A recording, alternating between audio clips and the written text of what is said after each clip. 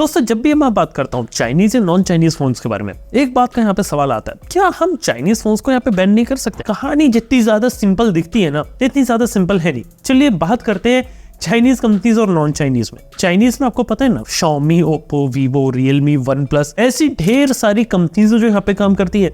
लेकिन non Chinese के आप नाम बता सकते हो? तो सबसे बड़ी कंपनी है वो है सैमसंग। इसके बाद नंबर आता है आपकी लावा, नथिंग का, गूगल का, इवन एप्पल का भी, जिसके अंदर ये कुछ नॉन चाइनीज कंपनी जो इंडियन मार्केट के अंदर है। लेकिन मेजोरिटी जो मार्केट रहता है ना, वो पूरा का पूरा चाइनीज स्मार्टफोन ब्रांड्स ने कैप्चर कर रखा है। ऑलमोस्ट 70% से ज्यादा फोन जो मार्केट में बिक रहे हैं वो चाइनीज होते हैं। लेकिन सिंपल सी बात है कि चाइनीज कंपनीज ने ऐसी हालत इंडिया में कर कैसे ली कि ऑलमोस्ट 70% मार्केट को कवर कर लिया। देखो कहानी ये रहती है कि जब स्मार्टफोन रिवोल्यूशन आ रहा था तो जो कंपनीज इंडिया में धीरे धीरे ग्रो कर रही थी, जैसे आपकी माइक्रोमैक्स का एग्जांपल है, वो अपने जो फोन थी वो इंडिया के अंदर बेच रही थी, लेकिन उनमें से किसी भी फोन की जो मैन्युफैक्चरिंग थी, असेंबलिंग थी, वो इंडिया में नहीं कर रही थी। वो बेसिकली चाइना जाके मोबाइल फोन को खरीद के ला रहे थे, अपना लोगो लगा रहे थे और बेच रहे थे। ये सिंपल से कंसेप्ट में काफी सारी इंडियन कंपनीज यहाँ पे खड़ी हो गई। और जब चाइनीज मैन्युफैक्चरर्स ने देखा कि इंडिया के अंदर ये सारी कंपनीज ग्रो कर रही, तो अपनी भी मोबाइल फोन्स इन्होंने इंडिया में लाना शुरू कर दिए। और यही वो टाइम था जब इंडिया में एंट्री होती है Xiaomi की, Vivo की, Oppo की। ये वो कंपनीज है जो एकदम से इंडिया में पूरे मार्केट को शेक करके रख दिया। और आज के समय में मेजोरिटी जो स्मार्टफोन मार्केट है वो इनके पास है। और इनकी सक्सेस का सिर्फ one of the core reason था, इन्होंने वैल्यू फॉर मनी प्रोडक्ट्स दिए। इन्होंने इंडियन कंज्यूमर को समझा, उन्हें ये समझ में आया कि मार्केट में जो प्रोडक्ट्स बिक रहे हैं वो काफी सबस्टैंडर्ड। अगर हम एक अच्छा प्रोडक्ट सही रेट में लेकर आएंगे तो लोग उसके ऊपर आएंगे। यही सिंपल से कंसेप्ट में ज्यादातर चाइनीज कंपनीज ने राइज किया। और जो इंडियन कंपनीज इस चीज को अडेप्ट नहीं कर पाई, वो मार्केट से धीरे धीरे फेड आउट हो गई। और इसी के चलते चलते चाइनीज कंपनीज ने इंडिया में अपनी पूरी डोमिनेंट पोजीशन यहाँ पे अचीव कर ली। लेकिन क्या टोटली जो फोन जो हम आज के समय में देखते हैं, क्या टोटली चाइनीज है या इंडियन है? इसके बारे में बात करते हैं। सबसे पहले बात करते हैं जो चाइनीज कंपनीज चाइना से ऑपरेट करती है और इन्होंने इंडिया में अपनी ब्रांचेस ओपन करी है। बेसिकली इंडिया में जो लोग बैठते हैं उनका काम है इन फोन को यहाँ पे बेचना, देखना कि क्या चीज मार्केट में चल रही है, और जो भी सारी चीजें होती है इंडिया से फीडबैक लिख के चाइना टीम को भेजते हैं। और चाइना टीम यहाँ पे सारी चीजें डिसाइड करती है। इवन जो R&D जो आप फोन जो यूज करते हो आज के समय में, उनकी भी जो मेजरली R&D प्रोसेस होती है वो यहाँ पर आपको चाइना के अंदर ही देखने को मिलती है। क्योंकि इंडिया में कंपनीज ने कुछ R&D सेंटर बनाए, लेकिन मोस्ट ऑफ द जो स्पेसिफिकेशन डिसाइड करने का जो खेल होता है वो चाइना में बैठ के किया जाता है। इसके साथ अगली इंपॉर्टेंट चीज ये कि चाइनीज कंपनीज ने इंडिया के अंदर अपनी मैन्युफैक्चरिंग ओपन करी और यहीं पे गेम चेंज होना शुरू हो गया। क्योंकि इससे पहले क्या होता था कि चाइनीज कंपनी ले ले, इंडियन कंपनी ले ले, ये सब अपने स्मार्टफोन्स को बाहर लाती थी, क्योंकि इंडिया में स्मार्टफोन्स बनाने की फैक्ट्रीज ही एग्जिस्ट नहीं करती थी। लेकिन आज के समय में बताऊं, कहानी बहुत ज्यादा अलग है। इंडिया के फोन मार्केट को जब मैं देखता हूं तो यहाँ पे सबसे बड़ी चीज रहती है कि इंडिया के अंदर मोबाइल फोन्स बनना शुरू हुए। कुछ कंपनीज है जिन्होंने अपनी खुद की फैक्ट्रीज खोली है, और Xiaomi जैसी कंपनी है, और इसके अलावा दूसरी है जिन्होंने यहाँ पे दूसरी कंपनीज के साथ पार्टनरशिप करके फैक्ट्रीज ओपन करी है। देखो इससे पहले कुछ वीडियोस में मैंने डिक्सन टेक्नोलॉजीज का नाम लिया, जो इंडिया का फॉक्सकॉन कहा जाता है, जैसे इंडिया में मैन्युफैक्चरिंग यूनिट्स बहुत ज्यादा ओपन करी है। आज के समय में ट्रांस एंड होल्डिंग के मेजोरिटी फोन्स जो है वो यहाँ पे मैन्युफैक्चर डिक्सन टेक्नोलॉजीज कर रही है। इसके साथ ही इंडिया में ऐसी बात नहीं कि चाइनीज ODM नहीं है। BYD नाम की चाइनीज कंपनी जिसने इंडिया के अंदर अपनी फैक्ट्री वगैरह लगाई है, जिसके अंदर वो स्मार्टफोन्स को मैन्युफैक्चर करते हैं। इसके साथ ही इंडिया में बहुत सारे ODM पार्टनर्स यहाँ पे इवॉल्व हो गए जो बिहाइंड द सीन रह के काम करते हैं। लेकिन फिर भी जो मेजोरिटी जो चीज है वो यहाँ पे चाइनीज कंपनीज ने यहाँ पे डोमिनेट कर रखी है, क्योंकि वो भी यहाँ पे कुछ फैक्ट्रीज यहाँ पे ओन करता है। लेकिन एक बात मैं आपको बता सकता हूँ, इंडिया के अंदर स्पेशलिटी यहाँ पर ये हुई कि जो स्मार्टफोन वाली मैन्युफैक्चरिंग धीरे धीरे शुरू हुई ना, तो आज के समय में जो 99% फोन जो अभी हम इंडिया में देखते हैं वो हम इंडिया में ही प्रोड्यूस करते हैं। सिर्फ 1% ऐसे फोन है जो अभी अभी हम बाहर मंगा रहे हैं, लेकिन 2025 के एंड तक 100% फोन जो इंडिया में बिकेंगे वो इंडिया में ही बनेंगे, क्योंकि इंडिया में जो असेंबलिंग हो रही थी उसका लेवल भी अपग्रेड हो चुका है। यहाँ तक कि जो छोटे छोटे कंपोनेंट थे जो अभी हम बाहर रिलाई करते थे वो भी अब धीरे धीरे बनना शुरू हो चुके हैं। तो मैन्युफैक्चरिंग वाले साइड में अभी भी हम मूव कर रहे हैं, लेकिन अभी भी हम बहुत ज्यादा दूर है रेस में, क्योंकि चिप फैब्रिकेशन वगैरह अभी भी थोड़ा सा दूर है यहाँ पे मोबाइल फोन्स के लिए। लेकिन एक बात बता सकता हूँ, इंडिया के अंदर जो कॉम्प्लिकेटेड मोबाइल फोन्स होते हैं वो ऑलरेडी यहाँ पे बनना शुरू हो चुके हैं, जहाँ पे आपके फोल्डेबल फोन्स आते हैं, या एप्पल के आईफोन के प्रो मैक्स या प्रो वर्जन की बात करें वो भी अब बनना शुरू हो गया। अगर हम एडवांस लेवल के मोबाइल फोन्स अगर इंडिया में बना रहे हैं तो यार ये बहुत ही सही चीज है। लेकिन वही बात करें, हम घुमा फिरा के अपने क्वेश्चन पर है, क्या इंडिया में क्या चाइनीज कंपनी की जो डोमिनेंस है क्या इसको चैलेंज किया जा सकता है?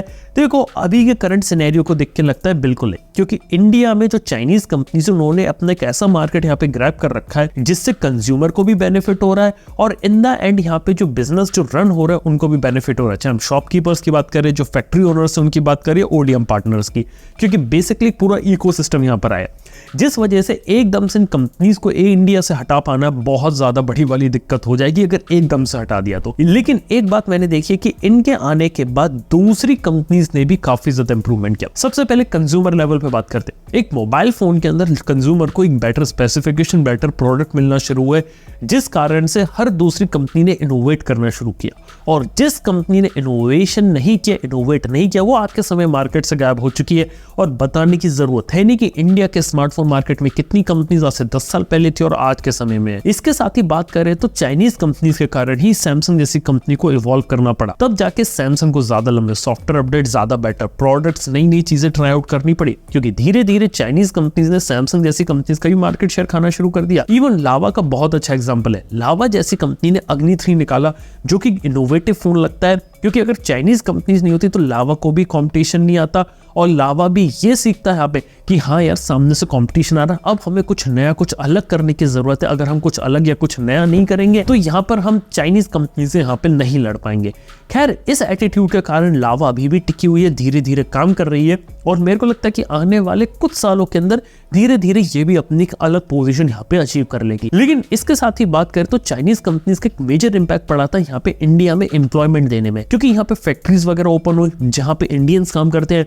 यहाँ पे जितनी भी चाइनीज कंपनीज के जो ऑफिसेज है वहां पर भी मेजॉरिटी इंडियंस काम करते हैं। जिस तरीके से यहाँ पे जॉब का और एम्प्लॉयमेंट का जो पूरा एक इकोसिस्टम यहाँ पे बना, वो यहाँ पे चाइनीज कंपनीज के साथ आया, और एकदम से अगर हम चाइनीज कंपनीज को इंडिया के मार्केट से अगर हटा देते हैं तो डेफिनेटली एक जॉब क्राइसिस, एम्प्लॉयमेंट क्राइसिस यहाँ पे क्रिएट हो सकता है, क्योंकि डेफिनेटली यहाँ पे कोई ना कोई दिक्कत है। लेकिन एक बात मैंने यहाँ पर देखी कि इंडियन गवर्नमेंट को भी पता है कि आउटराइट यहाँ पे बैन नहीं किया जा सकता किसी भी स्मार्टफोन कंपनीज को।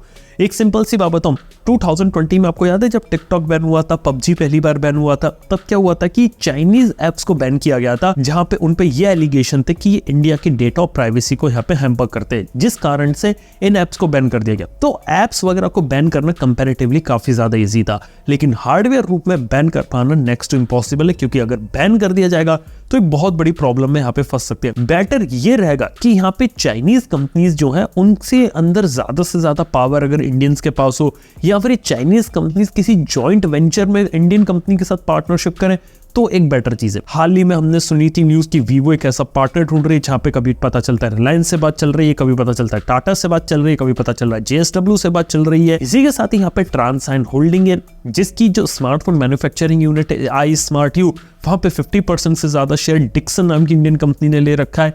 इसके साथ ही भागवती इलेक्ट्रॉनिक्स भी एक इंडियन कंपनी है। जिन लोगों को नहीं पता है, माइक्रोमैक्स की ही सब्सिडरी है। भले ही माइक्रोमैक्स फोन नहीं बना रही, लेकिन भागवती इलेक्ट्रॉनिक्स टीवी और स्मार्टफोन मैन्युफैक्चरिंग के फील्ड में काम कर रही है, और दूसरी कंपनीज के साथ एस्टैब्लिश कर रहे हैं कि यहाँ पे हम प्लांट लगाएंगे, या फिर आपका प्लांट हम ओन करेंगे, उसको हम यहाँ पे चलाएंगे। तो इस तरीके से काम हो रहा है। तो बेसिकली इन द एंड ये बात ये कि इंडिया में हम लोग एक चाइनीज स्मार्टफोन के ऊपर जो बैन होता है वो कभी भी हम ऑब्जर्व नहीं कर सकते, क्योंकि चाइनीज स्मार्टफोन की डोमिनेंट पोजीशन है। लेकिन जो इवोल्यूशन हम लोग देख सकते हैं कि चलो बैन हम नहीं कर सकते, लेकिन वहां पे हम इंडियंस कितना ज्यादा मेजॉरिटी रोल करें, वहां पर एक लीड ले रही है। चाहे मैं मैन्युफैक्चरिंग की बात करूं, ऑलरेडी 99% फोन्स इंडिया में असेंबलिंग हो रही है, एक अच्छी बात है। धीरे धीरे कंपोनेंट्स वगैरह भी, छोटी छोटी चीजें भी अगर बनने लगे, जैसे cornering gorilla glass, display units, अगर ये सब भी बनने लगे तो वो बहुत अच्छी चीज है।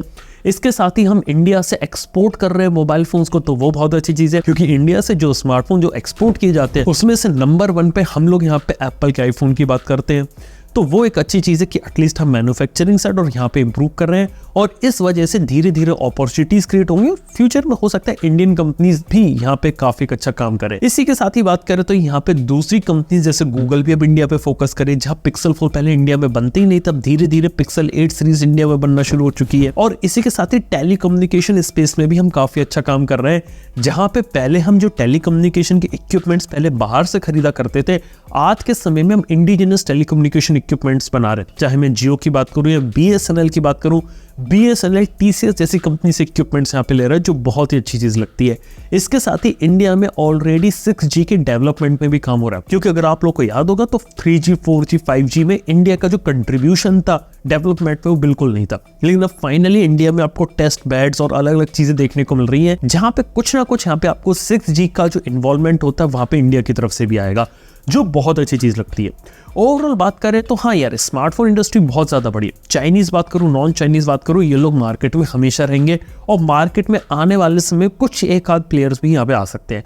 लेकिन इन द एंड बात है कि कंज्यूमर को अगर सही प्रोडक्ट देखने को मिल रहा है तो वो ही कंपनी यहाँ पे चलती है। एक टाइम पे माइक्रोमैक्स जैसी कंपनी थी जो सिर्फ रीब्रांडिंग के खेल पे चल रही थी, उसका हशर जानते हो आपके साथ क्या हुआ। लेकिन अगर इंडिया में अगर ढंग के स्मार्टफोन बने, एक बेटर इकोसिस्टम आए, सॉफ्टवेयर पे काम हो, आफ्टर सेल सर्विस के ऊपर काम हो, तो ही यहाँ पे क्या बात हुई है। तो उससे यार ये कुछ बातें थी कि आखिर इंडिया में चाइनीज स्मार्टफोन की स्टेट क्या है और उनको हम बैन क्यों नहीं कर सकते, और जो साइड में जो सॉल्यूशन होता है वो यहाँ पर क्या हो रहा है। लेकिन देख के अच्छा लगता है कि आज से पहले जब स्मार्टफोन की रिलीज यहाँ पे शुरू हुई थी, तब हमारी जो पोजीशन थी और अभी जो पोजीशन है उसमें काफी इंप्रूवमेंट आया, लेकिन अभी भी हम चाइना से पीछे। मेरे को लगता है कि और यहाँ पे ज्यादा काम करने की जरूरत है कि हम चाइना जैसी कंट्री को अगर पीछे छोड़े तो एक बेटर चीज होगी। बाय द वे, आप लोग इस बारे में क्या ओपिनियन है नीचे कमेंट में जरूर बताना। वीडियो अगर आप लोग को पसंद है तो लाइक करो, चैनल को सब्सक्राइब करो। मैं आपसे मिलता हूं अपने अगले वीडियो के अंदर। Good bye.